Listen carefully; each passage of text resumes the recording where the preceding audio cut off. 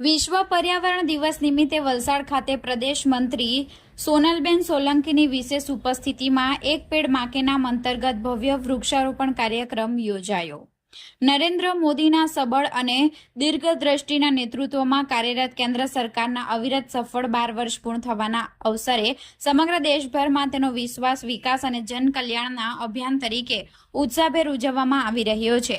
આ સેવાકીય અભિયાનના ભાગરૂપે આજે 5 જૂન વિશ્વ પર્યાવરણ દિવસ નિમિત્તે વલસાડ શહેર ખાતે ભવ્ય અને પ્રેરણાદાયી વૃક્ષારોપણ કાર્યક્રમનું આયોજન કરવામાં આવ્યું હતું।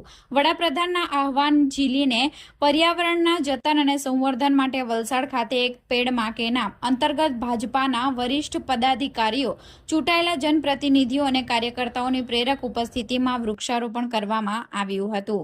આ કાર્યક્રમમાં પ્રદેશ ભાજપ મંત્રી સોનલબેન સોલંકી, વલસાડ જિલ્લા ભાજપ મહામંત્રી કમલેશભાઈ પટેલ, નિખિલભાઈ ચોકસી, વલસાડના લોકપ્રિય ધારાસભ્ય ભરતભાઈ પટેલ, જિલ્લા પંચાયત પ્રમુખ હેતલબેન પટેલ ખાસ ઉપસ્થિત રહ્યા હતા।